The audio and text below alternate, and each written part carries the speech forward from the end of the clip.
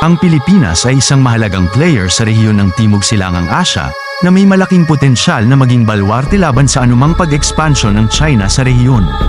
May ilang mga partikular na kadahilanan kung bakit hirap ang China na sakupin ang mga karatig bansa nito. Habang mayroong mga hamon at tensyon sa mga ugnayan sa pagitan ng mga bansa, ang mga kadahilanan tulad ng geopolitika, internasyonal na karapatan, pambansang pagkakakilanlan, ekonomiya at internasyonal na ugnayan sa mga kaalyado sa iba't ibang panig ng mundo.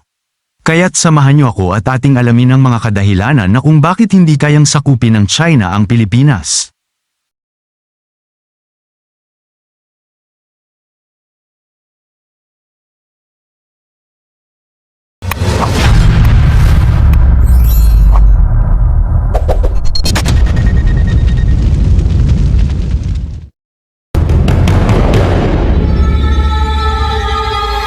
Naisip mo na ba kung bakit hindi kayang talunin ng China ang Pilipinas?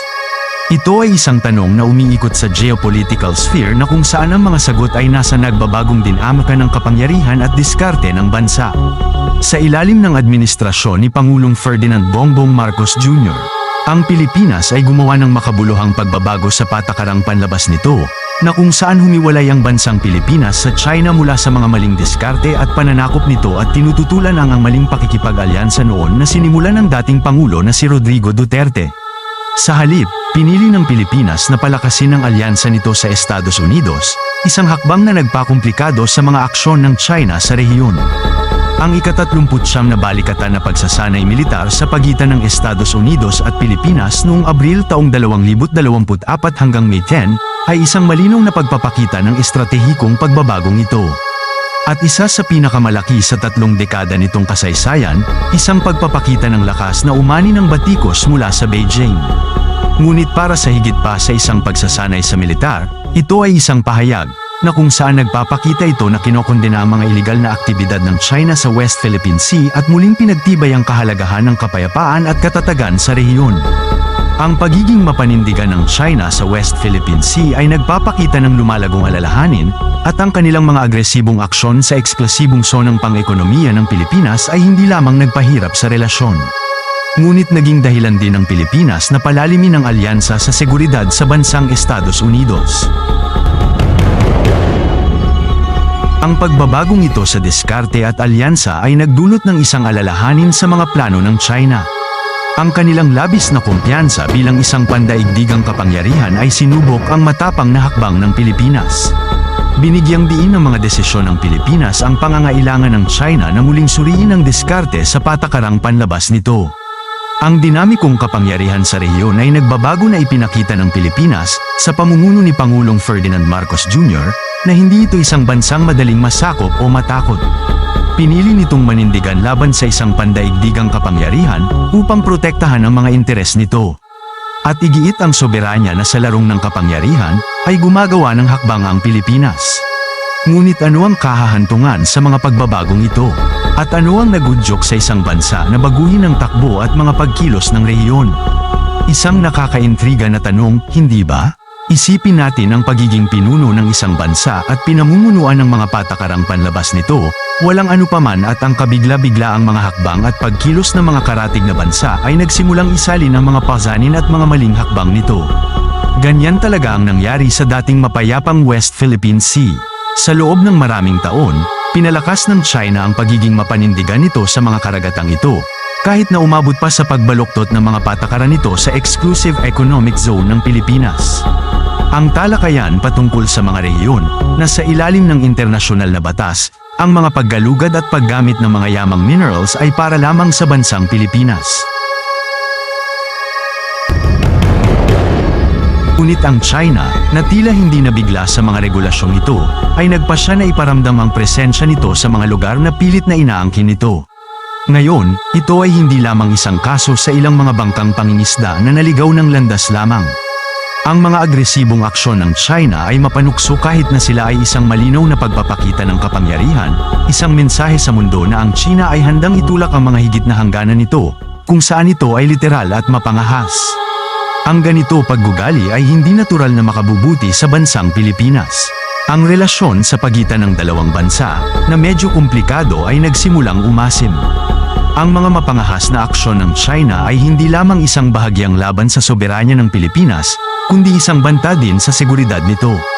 Malinaw na may kailangang baguhin, kaya't ginawa ng Pilipinas kung ano ang nararapat gawin ng sinumang bansa na may paggalang sa sarili at bukas ang pag-iisip kapag nahaharap sa ganitong suliranin. Muling nating isinaalang-alang ang mga paninindigan at karapatan ng bansa. Kaya't napagpasyahan ng bansa na oras na upang ilipat ang diskarte nito mula sa pananahimik nito upang lumayo sa China at isulong ang mga interes tungo sa pagpapalakas ng mga alyansa nito sa mga karatig bansa. Ito ay isang matapang na hakbang tungo sa pagkakaroon ng makabuluhang epekto, hindi lamang para sa Pilipinas, ngunit para sa buong rehiyon. Sabi nga sa kasabihan, actions have consequences. Ang pagiging mapanindigan ng China sa South China Sea ang naging dahilan ng makabuluhang pagbabago sa geopolitical landscape, isang pagbabago na makikita sa Pilipinas na tumayo laban sa China, na kinakailangang muling pag-isipan ang mga susunod na hakbang at makabagong estratehiyo nito.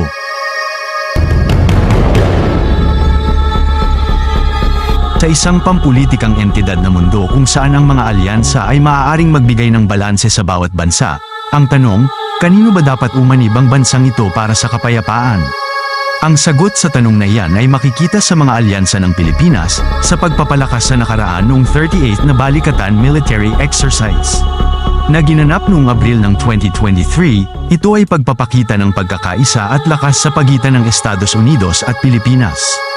Ang pagsasanay na ito, ang pinakamalaki sa 30 taong kasaysayan nito, ay isang direktang tugon sa pagtaas ng paninindigan ng China sa West Philippine Sea, isang hakbang na hindi napapansin ng Beijing.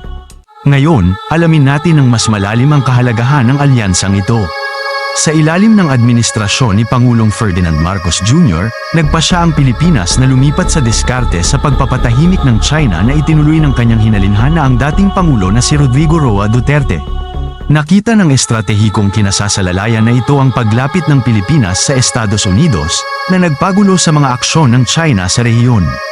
Sa magkasanib na pahayag na inilabas ng Estados Unidos at Pilipinas, kinundina nila ang ilegal na aktibidad ng China sa West Philippine Sea. Ito ay isang malinaw na muling pagpapatibay ng kanilang pangako sa kapayapaan at katatagan sa rehiyon. Ito ay isang pahayag na umalingaw sa mga internasyonal na hangganan, na sumasalamin sa mga bansang tahimik na nagmamasid sa mga agresibong aksyon ng China. Ang mga aksyon ng China sa loob ng eksklusibong zonang pang-ekonomiya ng Pilipinas ay nagpahirap sa mga relasyon ng bansa hanggang sa sukdulan nito. Nadama ng Pilipinas ang pangangailangan nito upang palakasin ang alyansa nito sa Estados Unidos para sa seguridad. Ito ay isang estratehikong hakbang na itinampok ang labis na kumpiyansa ng China bilang isang pandaigdigang kapangyarihan at binibigyang diin ang pangangailangan para sa muling pagsusuri ng diskarte sa patakarang panlabas nito. Ang pagpapalakas ng alyansa sa pagitan ng Estados Unidos at Pilipinas ay naging isang makabuluhang pag-unlad sa geopolitical landscape. Ito ay lumikha ng isang panimbang sa pagiging mapamilit ng China, isang panimbang na maaaring potensyal na pagbalanse sa mga karapatang pantao.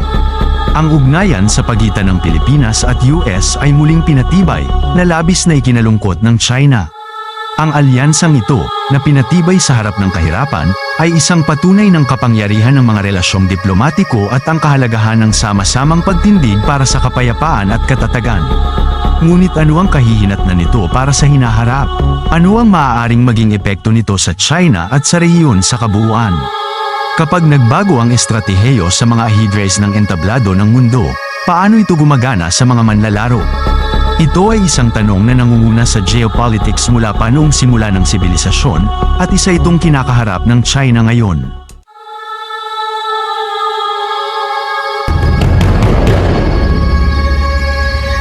Ang Pilipinas, sa ilalim ni Pangulong Ferdinand Bongbong Marcos Jr., ay inilipat ang kanilang mga katapatan na nagpagulo sa posisyon ng China sa rehiyon. Ang pagiging mapanindigan ng China sa West Philippine Sea ay nagpapalala ng tensyon sa pag-aangkin ng walang patunay. Noong nakaraan, ginanap ang pinakabagong 39th Balikatan Military Exercise sa pagitan ng Estados Unidos at Pilipinas, ang pinakamalaki sa 3 dekada nitong kasaysayan, ay direktang tugon sa lumalaking hubris ng China. Ang alyansang ito, na pinatibay ng kapwa pag-aalala sa agresibong pag-uugali ng China, ay naglagay ng isang malaking hadlang sa landas ng China tungo sa pangrehiyong dominasyon. Hindi lamang ang mga pagsasanay sa militar ang nagdulot ng isang wrench sa mga plano ng China. Ginamit ng Pilipinas at Estados Unidos ang kapangyarihan ng diplomasya upang kontrahin ang pagiging mapamilit ng China. Naglabas sila ng magkasanib na pahayag na kinundi na ang mga ilegal na aktibidad ng China sa rehiyon at muling pinagtitibay ang kahalagahan ng kapayapaan at katatagan.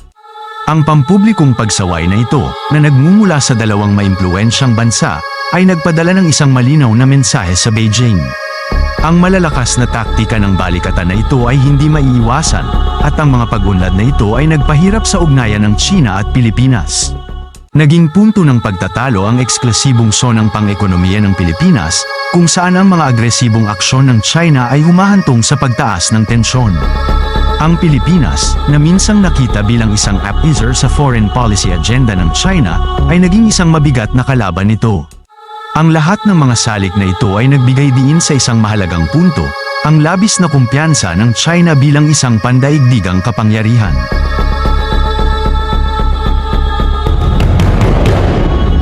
Ang paninindigan ng bansa sa West Philippine Sea at ang relasyon nito sa Pilipinas ay nagbigay diin sa pangangailangan para sa muling pagsusuri ng diskarte sa patakarang panlabas nito. Maaaring gumana ang malakas na pag-aarmas ng China sa nakaraan, ngunit sa harap ng pagbabago ng mga alyansa at isang mas mapanindigang Pilipinas, malinaw na kailangan ng isang bagong diskarte. Ang malakas na taktika ng pag-aarmas ng China ay nahaharap sa isang mabigat na kalaban. Ang mga players sa ahead ng entablado ng mundo ay nagbago, at ang China ay natututo marahil sa mahirap na paraan nito, na kung saan ang bawat galaw ay may mga hangganan din. Ngayon ang matinding katanungan ay kung saan ito haantong ang relasyon ng dalawang bansa. Mula sa agawan ng teritoryo, nakita natin ang pagbabago sa power dynamics sa paglayo ng Pilipinas sa isang diskarte sa pagpapatahimik ng China. Ang katalista para sa pagbabagong ito, ang lalong paninindigang ng China sa West Philippine Sea na nagbunsod ng tugon mula sa Pilipinas at sa mga bansang kaalyado nito.